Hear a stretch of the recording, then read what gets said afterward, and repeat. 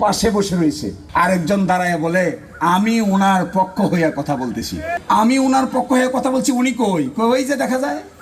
বন্দোবস্তের ভিত্তিতে নির্বাচন হলো। আমরা ঐকমত্য কমিশনে আলোচনা করলাম কিভাবে নির্বাচন হবে, সংস্কারের এজেন্ডা কি হবে। আমরা একমত হলাম, সংস্কারের এজেন্ডা ঠিক করলাম। অন্তর্বর্তীকালীন সরকার কিছু অধ্যাদেশের মাধ্যমে করলো।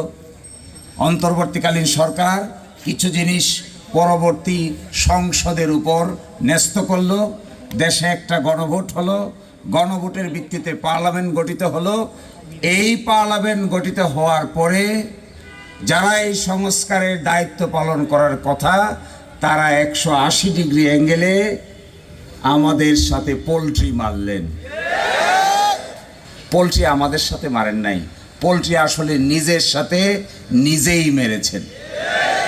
তারা জানে কি প্রক্রিয়ায় তারা এই দেশে ছিল। অনেকেই অংশগ্রহণ করেছেন, অনেকেই গ্রাম লেভেলে অংশগ্রহণ করেছেন, ডিস্ট্রিক্ট লেভেলে অংশগ্রহণ করেছেন। তাদেরকে পাশ কাটিয়ে এক শ্রেণীর বিএনপির লোক এসেছেন যারা জুলাই বিপ্লব, জুলাই ধারণা, জুলাইয়ের রক্ত, জুলাইয়ের আত্মত্যাগ, জুলাইয়ের জীবন, জুলাইয়ের স্যাক্রিফাইস, এই সব কিছুকে ধারণ না করে বিদেশ থেকে এসে এখানে বড় বড় থিওরির কথা বলে জুলাই বিপ্লবকে তারা নষ্ট করতে চায়। আমাদের দায়িত্ব হবে ইউনাইটেড হওয়া, পরস্পরকে নিয়ে একসাথে দাঁড়ানো।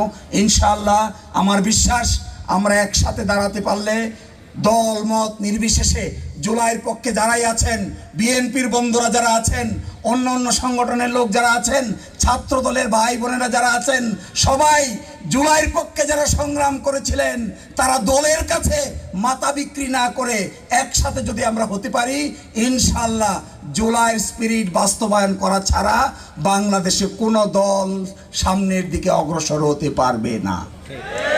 আমরা কেন, আমরাও যদি ভায়োলেট করি আমাদেরকেও ধরবেন। এখন ভর্তি পরীক্ষা হইলে প্রশ্নের উত্তর হবে বাংলাদেশের সংসদ। এইটার নাম হলো নির্বাক চলচ্চিত্র। পাশে বসে রয়েছে, আরেকজন দাঁড়ায় বলে আমি উনার পক্ষ হইয়া কথা বলতেছি।